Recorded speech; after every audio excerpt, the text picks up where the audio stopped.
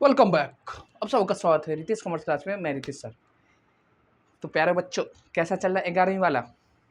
तो देखो, हमने 11वीं में का शुरू चालू किया है, जिसमें हमने आपको असेट्स बता दिया और एक्सपेंसेस। ठीक है। तो असेट्स कितने प्रकार के? 2 प्रकार के होते हैं, long term fix assets, currents sorry non currents एक ही नाम, शॉर्ट टर्म और करेंट असेट्स एक नाम। लॉन्ग टर्म का मतलब होता है जिसका बेनिफिट आपको लंबे समय तक मिलेगा। ऐसे असेट्स को हम लोग लॉन्ग टर्म असेट्स बोलते हैं, और जिसका आपको एक ही अकाउंटिंग ईयर में मिलता है बेनिफिट, उसको शॉर्ट टर्म या फिर करेंट असेट्स बोलते हैं। ठीक, जैसे बिल्डिंग, लैंड, मशीनरी, ये सब हमारे लॉन्ग टर्म के लिए। तो fix assets data, check, cash, bills receivable, stock, ये सब हमारे लिए शॉर्ट टर्म। तो ये हमारे लिए होता है करंट असेट्स। ठीक, इसके बाद हम लोग पढ़े थे भाई साहब एक्सपेंसेस, खर्चा। देखो, खर्चा रेगुलर बेसिस पे करना पड़ता है संस्था को चलाने के लिए, और इसका क्या होता है, बेनिफिट हम पहले लेते हैं और पेमेंट बाद में। या फिर जो आप इनकम कमाते हो उसके लिए आप जो लागत आती है इनकम कमाने के लिए रेगुलर बेसिस पे, वही हमारा एक्सपेंस होता है। ठीक है, हम बताए थे आपको इसका प्रकार होता है। तो जी, तो खर्चे 2 प्रकार के होते हैं, डायरेक्ट, इनडायरेक्ट।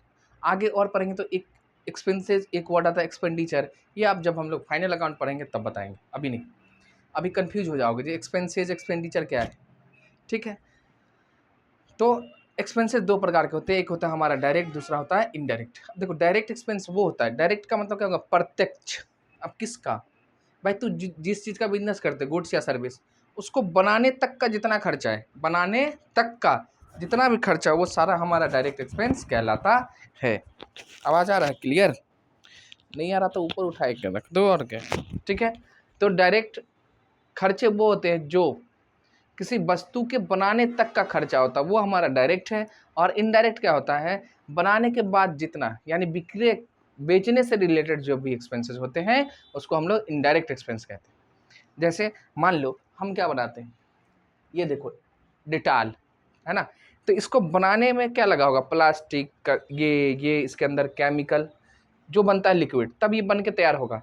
अब बनाने के बाद इसमें डिटॉल का लगा होगा मोहर, इधर ये मोहर, फिर इसका पैकिंग होता है, फिर ये होता है, फिर इसको प्रचार करते हैं टीवी पे।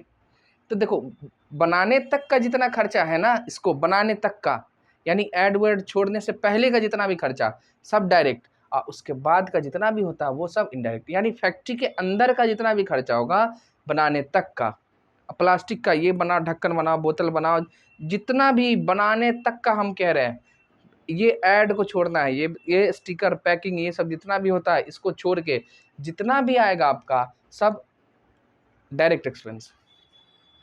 यानी बनाने से पहले का जितना भी खर्चा होगा हमारा डायरेक्ट एक्सपेंस। जैसे इसका रॉ मटेरियल आएगा, कच्चा सामग्री, इसको बनाने के लिए जो वर्कर लगते हैं उसको हम लोग पैसा देते हैं, उसको वेजेज बोलते हैं। फैक्ट्री का जितना खर्चा होगा, रेंट, बिजली बिल, गैस, पानी, ये जितना भी सब डायरेक्ट एक्सपेंस है। फैक्ट्री के गेट पे जो गार्ड होते हैं उनका। अब देखो, रॉ मटेरियल आएगा तो मान लो हम लोग बिहार के हैं तो कहीं और अदर स्टेट से मंगाएंगे तो लाने का जितना भी खर्चा लगेगा।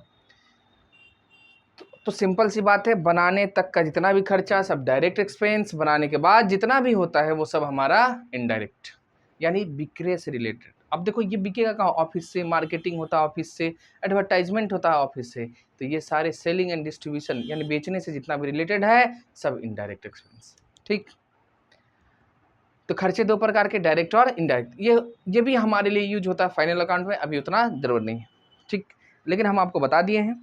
आगे आइए, तो हमने आपको क्या कहा था, 6 वर्ड पढ़ना है, खर्चा, हानि और संपत्ति। तो हमने असेट्स पढ़ लिया, एक्सपेंसेस पढ़ लिया, एक और बच गया हमारा लॉस। अब भैया लॉस क्या होता है? लॉस बिजनेस का रिजल्ट है, बिजनेस का रिजल्ट। यानी देखो, हम बिजली बिल हर एक महीना भरेंगे, रेंट हर महीना भरेंगे, लेकिन लॉस हर महीना नहीं होगा। लॉस कब होगा? यानी हम लोग जब खर्चा ज़्यादा कर देंगे और प्रॉफिट कम आएगा, यानी प्रॉफिट नहीं, इनकम, प्रॉफिट नहीं, प्रॉफिट भी बिजनेस का रिजल्ट होता है।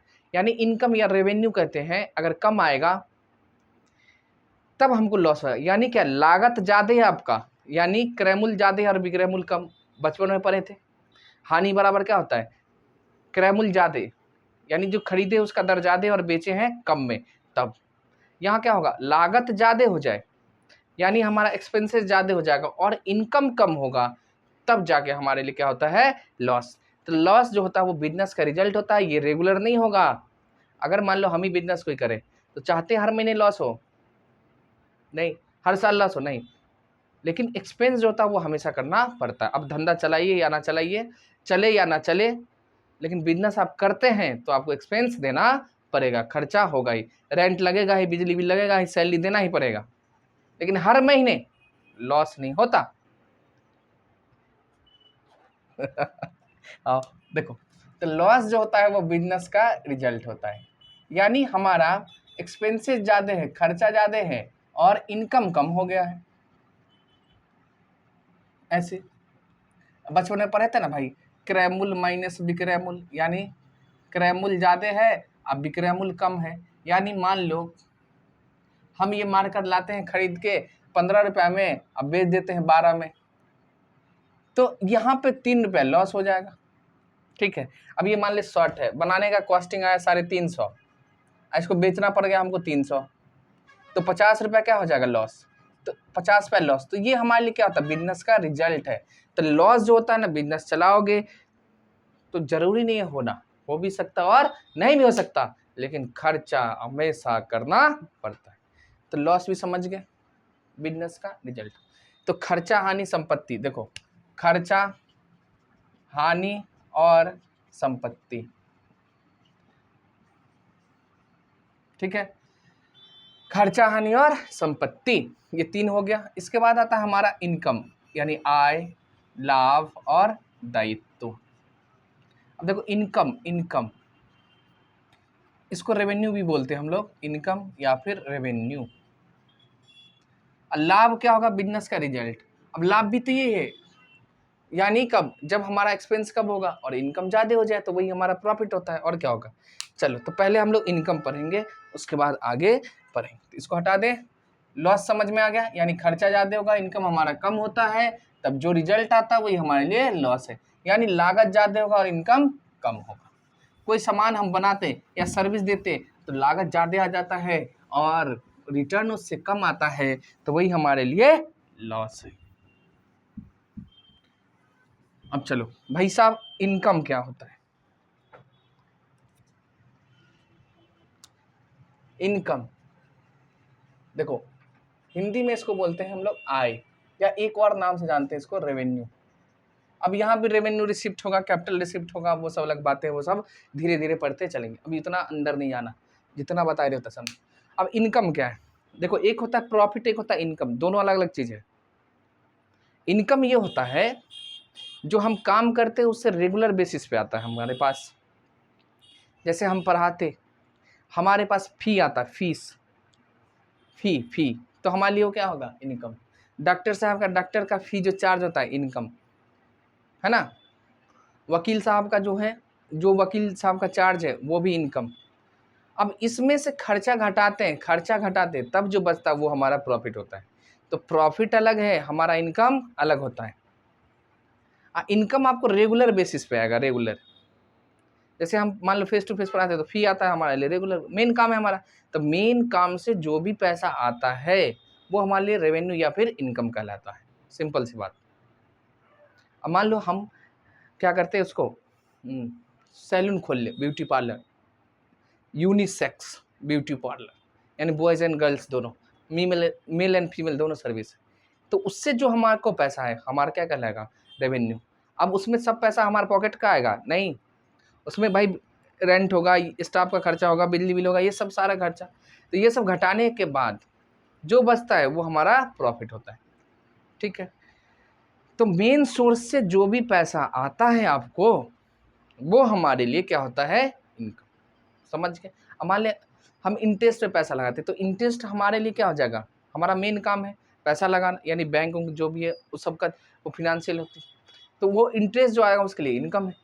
अब उसमें से खर्चा घटाओ, अगर ज़्यादा खर्चा कम है, इनकम ज़्यादा है हमारा, तो हमको प्रॉफिट होगा, अगर कम रहेगा तो लॉस हो जाएगा, समझ गए। तो जैसे हम लोगों के लिए फीस, डॉक्टर के लिए फ़ी, वकील का फ़ी, ठीक है, तो ये सब क्या हो जाएगा, सबका इनकम। आपको ये देखना है उसका मेन सोर्स से, मेन सोर्स क्या है, मेन सोर्स से पैसा कितना आता है वही उसके लिए इनकम कहलाएगा, ठीक, मेन सोर्स। अब जैसे मान लो हम कोचिंग पढ़ाते हैं, एक बच्चे से मान लो 500 फी है, 100 बच्चा है, तो महीने का कितना आया 50। ये सब हमारा प्रॉफिट नहीं, ये हमारे लिए क्या है, इनकम है। अब इसमें से बताएं, अब देखो खर्चा क्या क्या होगा। रूम का रेंट भरोगे 5,000, बिजली बिल मान लो 1,000, और अदर एक्सपेंस होता है वो भी महीने का मान लीजिए 1,000, ठीक है। और मान लीजिए एक हमारे सहयोगी रहते हैं, उनको देना पड़ता है 5,000। तो अब देखो कितना हो गया, ये 5 5 10 और 2 12,000 खर्चा। तो इनकम में से एक्सपेंस घटाओ, कितना 12,000 घटाई दिया, बचा कितने 38,000 का महीना। ये हमारे लिए प्रॉफिट होगा, ये हमारे लिए क्या होगा, प्रॉफिट। तो 38,000 प्रॉफिट है टोटल, ये हमारा प्रॉफिट नहीं होता क्योंकि इसमें खर्चा घटाना पड़ता है। तो इनकम में से खर्चा घटाए तो आ जाए प्रॉफिट, सिंपल सी बात है। यानी बिक्रेमुल ज़्यादा हो जाए, यानी हमारा इनकम ज़्यादा है किससे, एक्सपेंस से, तो ये हमारे लिए क्या होगा, प्रॉफिट। तो आपको हमने यहाँ 2 चीज़ करा दिया, एक इनकम वो होगा जो हमारा मेन सोर्स से अर्न होता है, मेन सोर्स से अर्न होता है, कमाया जाता है। अब इस ठीक है, तो वो हमारे लिए क्या कहलाएंगे, इनकम, मेन सोर्स। आपका जो भी काम है, कपड़े का दुकान है, राशन का दुकान है, समोसे का दुकान है, चाय का दुकान है, जो भी है, तो वहाँ से जितना भी पैसा आपके पास आएगा वो इनकम कहलाएंगे। उसमें से आप खर्चा घटा दो तो जो भी आएगा वो प्रॉफिट। तो बिजनेस का जैसे लॉस रिजल्ट था उसी तरह से प्रॉफिट भी रिजल्ट होता है, समझ गए जी। तो क्या क्या पढ़ लिया, खर्चा, हानि, संपत्ति, आय यानी इनकम, और लाभ यानी प्रॉफिट। अब बचा लायबिलिटी, और इसी में हम कर देते हैं, हो जाएगा खत्म, क्योंकि थोड़ा स्पीड बढ़ाना है। अब देखो लायबिलिटी क्या होता है,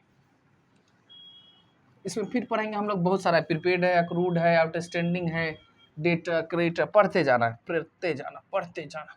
अब देखो लायबिलिटी, दायित्व तो क्या होते हैं, कर्जा समझते हो, बर्डन, वही होता है हमारा दायित्व। जैसे मान लो हम गए SBI, अब हमको ना इस पे पढ़ाने का मन नहीं करता, डिजिटल बोर्ड चाहिए, हमारे पास पैसा नहीं है, लेकिन SBI बैंक के पास गए, पूरा डिजिटल मोड बनाने के लिए हमको लगेगा 5 लाख। कितना, 5 लाख। सुनो पहले, डिजिटल क्लास बनाऊंगा तो कितना खर्चा लगता है, इतना, कैमरा, माइक, साउंड, वो ये मिनिमम कह रहे हैं हम 5 लाख, ठीक है। अब हमारे पास ना इसमें से केवल अपने पास में 2 लाख है, अपना पैसा हमारे पास में कैश में मात्र 2 लाख है, तो बच कितने गए भाई, 3 लाख है। अब 3 लाख के लिए बहुत सारा ऑप्शन है, पड़ोसी से ले लो, दोस्त से ले लो, या तो बैंक से ले लो लोन। तो ना पड़ोसी दिया ना दोस्त दिया, क्योंकि हमारा गुडविल खराब है पहले से, जिसका पैसा लेते उसका देते नहीं, यही नहीं होता है, इसलिए नहीं देता। लेकिन ऐसा नहीं, क्योंकि ज़रूरत ही नहीं पड़ता किसी से। अब देखो ये हम पैसा चले गए बैंक के पास, अब सुनो हमारा अकाउंट PNB में है, तो PNB भैया के पास, भैया बैंक वाले हमको ऐसे ऐसे देना है, कहा ठीक है मिल जाएगा, ये हमको दे दिया पैसा PNB वाला, तो ये हमको क्या दिया, एज ए लोन दिया है, लोन दिया, कर्जा हुआ। तो ये जो 3 लाख रुपया है हमारे लिए क्या हो गया, लायबिलिटी। अब देखो ऑब्लिगेशन क्रिएट हो रहा है कि नहीं, इस पे हमारा राइट है नहीं, इसको एक फिक्स टाइम के बाद पैसा देना पड़ेगा, प्लस में इंटरेस्ट भी देना पड़ेगा। तो इंटरेस्ट हमारे लिए क्या हो जाएगा, इस पर मान लो साल का 10% लगेगा, तो साल का कितना 30,000 जाएगा। तो ये हमारे लिए एक्सपेंसेस है, खर्चा है, क्योंकि ये जब तक रेंट रहेगा तब तक हमको देना पड़ेगा, सॉरी लोन, और ये हमारे लिए लायबिलिटी है। अगर इसमें बाकी रह जाए तो वो भी हमारी लायबिलिटी होता है, वो आगे पढ़ेंगे, आउटस्टैंडिंग उसको बोलते हैं। अभी समझिए, तो ये जो हम बैंक से लोन लिए, लोन तो हमारे लिए क्या है, लायबिलिटी। इसी तरह सुनो, हम गए फर्नीचर वाले के पास, भैया जब डिजिटल बनाओगे तो फर्नीचर लगेगा ना, प्लाई उलाई लगेगा, ये सब लगेगा। अब उससे हम 50,000 का लिया उधार में, क्रेडिट में, तो ये हमारे लिए क्या हो जाएगा, ये भी लायबिलिटी है। यानी क्या होता है, एक समय के बाद हमको पैसा उसको देना पड़ता है। अब सुनो सिंपल से देखो, ये क्या हो गया, बेनिफिट पहले ले लिए, बेनिफिट 3 लाख रुपए का पहले ले लिए, 50,000 का ले लिए, पेमेंट बाद में करेंगे, बाद में करेंगे, बाद में करेंगे, सुनिए वर्ड को, बाद में करेंगे, किए नहीं है, करेंगे, तो वो हमारे लिए क्या है, लायबिलिटी। एक्सपेंसेस में क्या कहता है, बेनिफिट पहले लेते हैं और खर्चा पेमेंट कर देते हैं, यहाँ अभी नहीं कर रहे हैं, बाद फ्यूचर में करेंगे। तो जब तक के लिए रहेगा ये हमारे लिए क्या है, लायबिलिटी है बिजनेस के लिए। अब उधार किसी से लो, क्रेडिटर मतलब लोन लीजिए, किसी का उधार सामान ले लो, दोस्त का पैसा ले लो, पड़ोसी का पैसा ले लो, ये सब हमारे लिए क्या होता है, लायबिलिटी होता है सारा चीज़। बैंक से लोन लो, तो एग्जाम्पल होता है। तो आप ये समझो, जहाँ पे ऑब्लिगेशन क्रिएट होता है, यानी आपके ऊपर बर्डन क्रिएट किया जाएगा, वो आपके लिए क्या होगा, लायबिलिटी। क्या होगा, लायबिलिटी। ठीक है, तो दायित्व बोलते हैं, यानी आपको एक फिक्स्ड पीरियड के बाद आपको उनको पैसा देना पड़ता है। तो दायित्व वो होता है जिसका लाभ व्यवसाय पहले ही ले लेता है, यानी 3 लाख का रुपया हम लगाएंगा, डिजिटल मोड बनाएंगा, है ना, बेबी को बेस पसंद है, सुनेंगा, और क्या होगा, तो ये हमारे लिए क्या हो जाएगा, लायबिलिटी। अब लायबिलिटी भी भाई 2 प्रकार के होते हैं, एक तो लंबे समय के लिए, एक शॉर्ट। अब सुनो, यहाँ बैंक से लोन ली, ये हम ना इसको 3 साल बाद देंगे, यानी 1 अकाउंटिंग ईयर बाद, 3 साल बाद, यानी 12 महीने के बाद है, तो ये लॉन्ग टर्म हो जाएगा, ये हम 3 महीने बाद दे देंगे। कितने महीने बाद, 3 महीने। ये जो हम लिए ना क्रेडिट टाइम 3 मंथ के लिए, कितने, 3 मंथ्स के लिए उधार लिए, और ये 3 साल बाद देना, 3 ईयर्स। तो देखो ये हो गया लॉन्ग टर्म, हुआ कि नहीं हुआ, लंबे समय के लिए लॉन्ग टर्म, तो लॉन्ग टर्म लायबिलिटी। और ये हो गया हमारा शॉर्ट टर्म लायबिलिटीज। तो इसको हम लोग क्या बोलते हैं, चालू दायित्व यानी करंट लायबिलिटी, और ये हो जाएगा हमारा non current liability. Non current liability दायित्व यानी लंबे समय, एक अकाउंटिंग, सिंपल सी बात है, 1 अकाउंटिंग ईयर के बाद हम अगर पेमेंट करते हैं तो हमारे लिए क्या हो जाएगा, लॉन्ग टर्म। अगर एक अकाउंटिंग ईयर में ही पेमेंट कर देते हैं वापस पैसा, तो वो हमारे लिए हो जाएगा शॉर्ट टर्म लायबिलिटी। ठीक, तो ये था हमारा लायबिलिटी। अब देखो वही लिखता है, लॉन्ग टर्म लायबिलिटी ऐसा होता है जिसका भुगतान 12 महीने के बाद होता है, यानी लंबे समय के बाद करेंगे। और अब करंट या शॉर्ट टर्म वो होता है जिसका आप एक अकाउंटिंग ईयर में ही कर देते हैं। तो इसमें आउटस्टैंडिंग एक्सपेंस ये सारी होती है। तो ये था हमारा 6 बातें, इनको हम धीरे धीरे पढ़ते चलेंगे, प्रैक्टिस करते चलेंगे, आपको ज़्यादा समझ में आएगा। तो क्या, खर्चा हानि संपत्ति, एकदम याद रख लो, खर्चा हानि संपत्ति, और आय लाभ दायित्व यानी इनकम प्रॉफिट और लायबिलिटी, इनकम प्रॉफिट और लायबिलिटी। ठीक है, आइए थोड़ा सा हम इसको लायबिलिटी के ये तो लिख दिया, अब लॉन्ग टर्म शॉर्ट टर्म खींच देते हैं, जो आप लोग लिखना हो तो लिख लो, अगर कहोगे तो हम लिखे हुए हैं, आपको लिखा दिया जाएगा। अब देखो लायबिलिटी भी भाई साहब 2 तरह के होते हैं, यानी कर्जा जो हम लिए हैं वो भी 2 तरह के, एक होगा तो तुरंत पैसा दे दे, यानी एक अकाउंटिंग ईयर में ही दे देंगे, तो वो हमारा होता है करंट लायबिलिटी, और दूसरा होता है लॉन्ग टर्म के लिए, लंबे समय के लिए, 5 साल 10 साल, यानी 1 साल से ज़्यादा के लिए जो भी लेते हैं हम लोग, लॉन्ग टर्म लायबिलिटी। ठीक है, या इसको हम क्या बोलते हैं, नॉन करंट लायबिलिटीज। अच्छा लग रहा है, तो ये हो गया हमारे लिए दायित्व। अब देखो असेट्स पे हमारा राइट होता है, यहाँ पे हमारा राइट नहीं, हमको देना पड़ेगा पैसा, एक फिक्स टाइम के पास पैसा आपको देना पड़ेगा वापस, रिटर्न। ठीक,